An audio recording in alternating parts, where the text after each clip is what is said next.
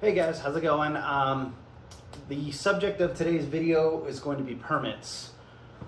This is a monster of a topic to tackle, so I apologize if this is going to run long. I'm going to cut out all of the beginning stuff, okay? I'm going to cut out the engineering. So you've had an engineer buy your house already, you had a quote from someone and entered into a contract, they did the design, they did the field exploration, and now we're running into permits. First things first, every jurisdiction is different. Every city, every county, every area has different applicable laws and codes that they follow in order to approve a permit. Okay, so like if you go into the county of LA, or the city of LA, sorry, they generally require what they call a pre-inspection, where the city of LA sends their own employee onto the site, and then they mark up a bunch of stuff about the site conditions as they see it, prior to even starting to analyze your soils report. Why this is important is because if that guy marks up stuff like drainage and the grading and a slope issue and a retaining wall, everything that guy puts, everything he marks up and puts as a matter of public record becomes a part of your project, right? So most foundation repair people, they're gonna fix your foundation. That's what they're doing. But suddenly you're looking at building a retaining wall for $60,000 on top of fixing your house. Okay. Some places require permits for painting on the inside of your house. Other places don't require permits for polymer at all. There's a lot of ways to argue your way around that. So it's just that not only is every jurisdiction different, every plan checker is different. So unless you get something in writing saying that you don't need a permit, then you probably need a permit.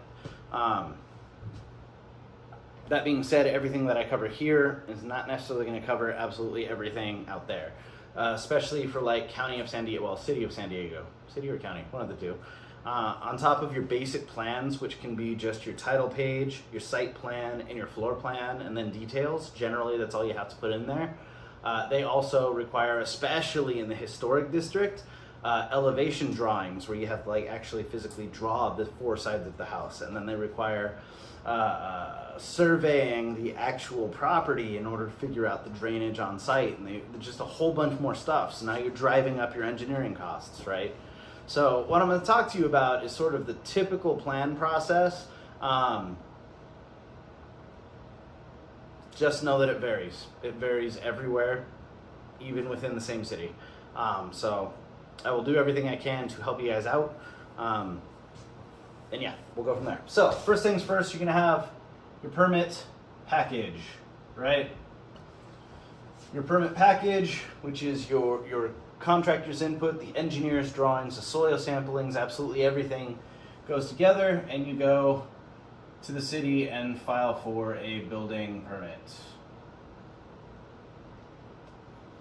First things first, right at this step, you are already paying your application fee. You're putting money up front to pay the city to review the plans. It starts there, and that's not the only fee you're going to pay for your permit. Once you submit for the building permit, it goes to a plan checker. They start evaluating everything according to the current building codes. The more information that you can provide them, the better things are. If you've got an ICC, you're pretty set and golden. The ICC stands for the International Code Council. They created a set of standards and regulations for products and processes as far as testing, and then they'll approve products based off of the existing building codes that are in play. So if you've got like an ICC package for your helical piles, definitely submit that too. It makes it way easier to do all this. Other people accept other types of testing. I think PEI did some testing on safe base piers and so on and so forth. So there's a lot of different research reports and engineering evaluations that'll help you out. But make sure you get everything you can over to the city. So they will do their first check. This is very important. Some cities will do it what we call OTC, over the counter. Sometimes you can set an appointment, meet directly with the plan checker, review it over the counter, and get your permit. Life is good when you can do that. Most often, you're going to have a plan check time. This varies from jurisdiction to jurisdiction.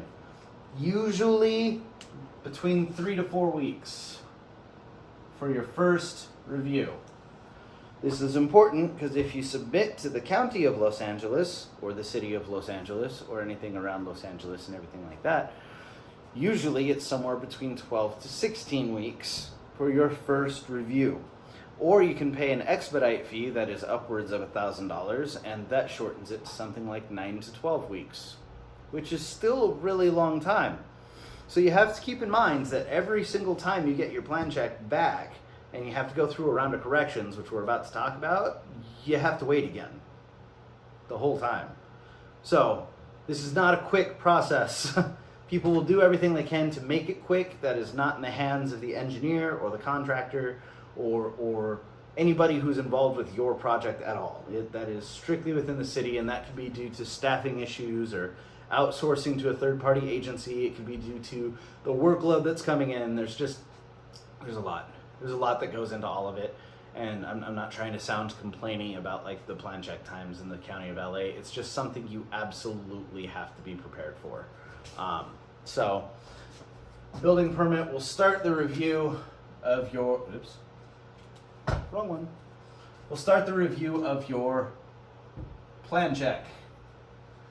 Okay, pay the money, you wait this amount of time, and you get your plan check. One of two things happens with your plan check.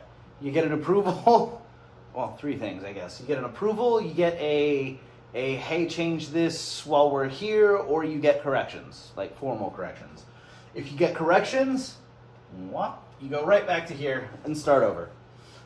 Engineer will make the corrections and changes, do some clarifications, submit back to the building. There's not an additional fee unless you do more than 3. If you do this more than 3 times, very often the city will start charging you. I have something about that in a minute. So just be aware of that. Then you'll wait that time again and back to plan check, and then one of 3 things happens, right?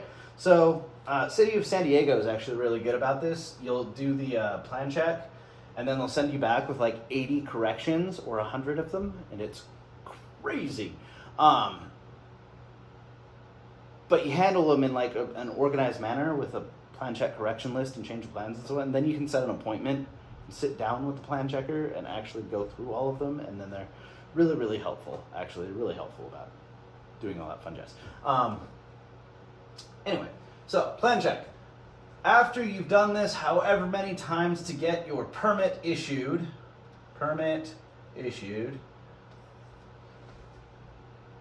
asterisk. So, there's a fee here, by the way.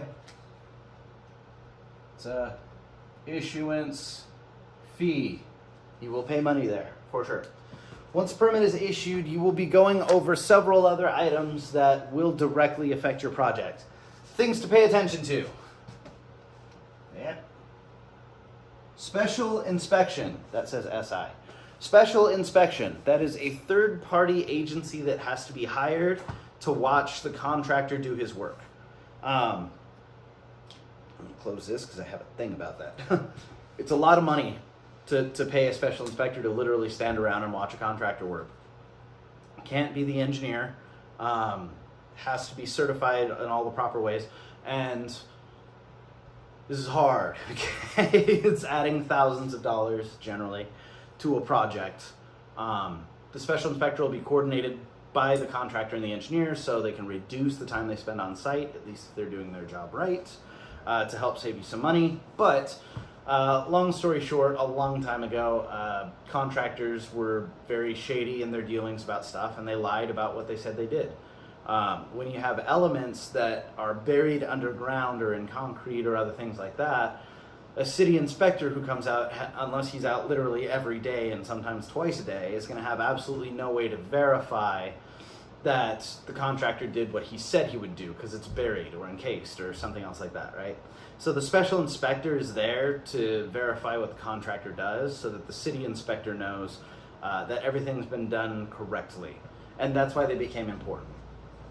I had a company I worked for that was a foundation company prior to getting into foundation leveling, and they were working on some tract homes, right? And they dug out a footing or a footer, and they would have each home in like a different stage for the inspector, and they have the inspector out all the time.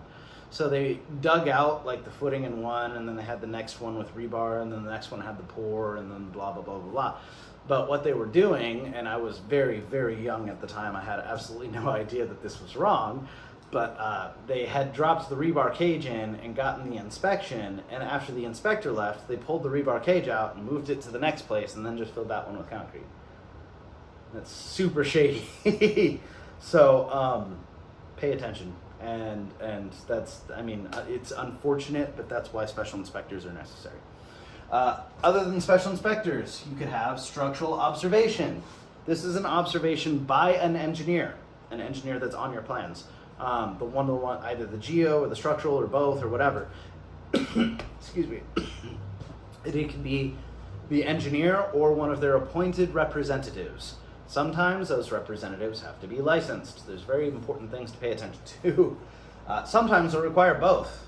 If you go back to a city of LA, that's special inspector and structural observation. So all of these things are things that add cost to your job, right? Other things you need to pay attention to. CO2 alarms and smoke detector. I'll put it, smoke detector. Smoke detectors and CO2 alarms. Carbon monoxide, whatever.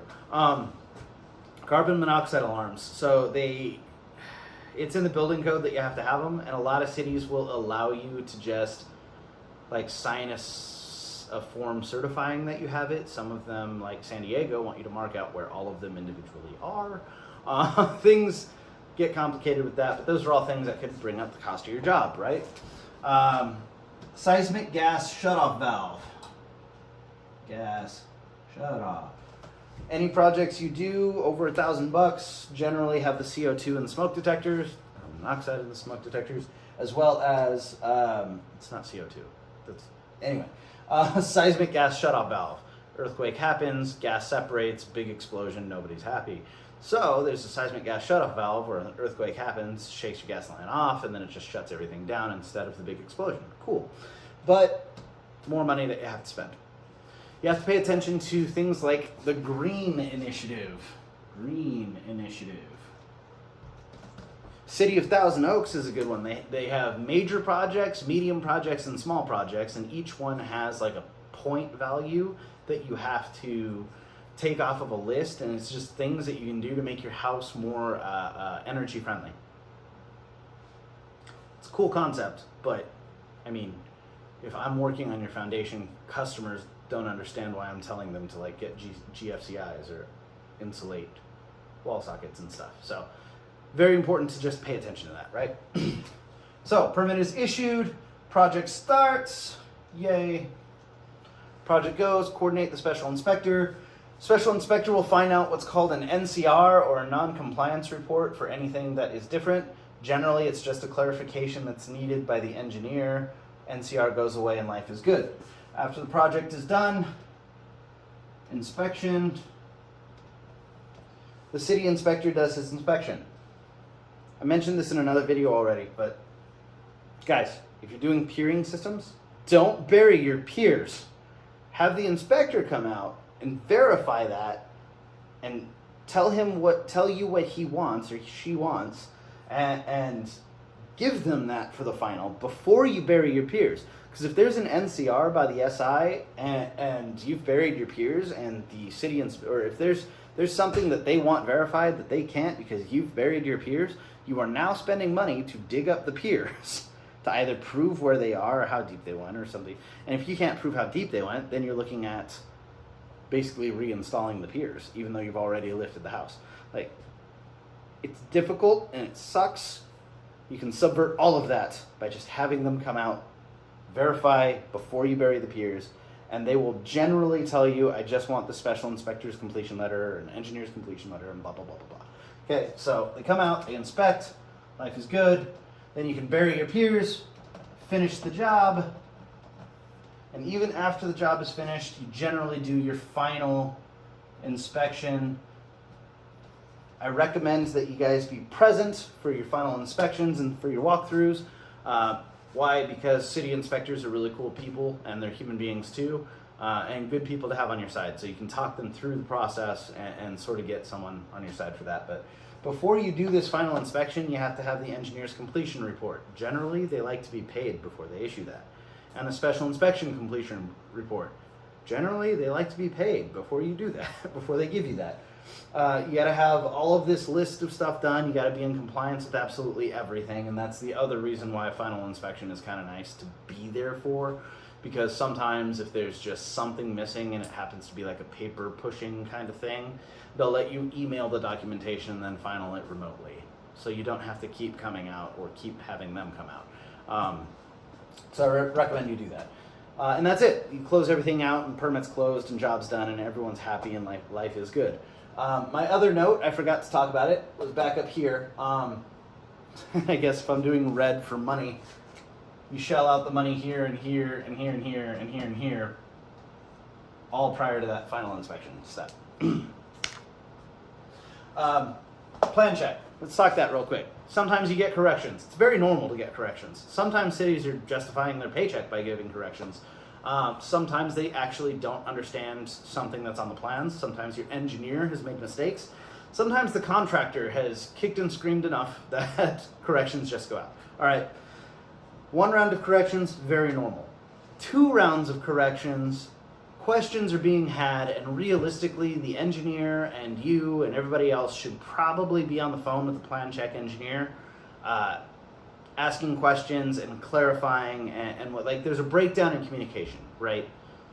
If I give you something and you give it back and say, this isn't right, I want to see this, and then I give it back to you and you say it's still not right, there's a breakdown in communication. The plan checker wants something specifically and it's not being provided. So at that point, a phone call is in good order, just to get some clarification on what he wants to see on the plan, he or she wants to see on the plans, and so on and so forth. If you get to a 3rd round of corrections, my advice, especially because they're going to start charging you after that one, if you get a 3rd set of corrections, call a meeting.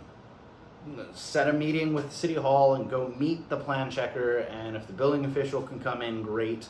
If it's something about alternative materials or anything that you have to deal with that's all on the technical side of things, great. Sit down in front of people and talk about it. Because there's definitely a breakdown in communication. There should not be a reason for 3 rounds of corrections. Just, there should, someone somewhere is not getting something. And whether it's a communication issue or if someone is absolutely screwing up, that is the time to get the contractor, the engineer, the plan checker, the client, preferably the client's optional, but to get everyone together to sit down in a conference room and hash it out, or meet on Zoom or something like that. That's my advice. You guys don't have to do that. Many people aren't even that involved in permitting, but it's just my thing. Anyway, that is the basis of most everything. Guys, again, asterisk, like, everything gets super technical and very different once you jump into it. So if you have any questions, comments, concerns, feel free to leave them below in the comment section or message me directly. Please like, share, subscribe, and all that other fun jazz. Thanks so much, guys, and I'll see you next time.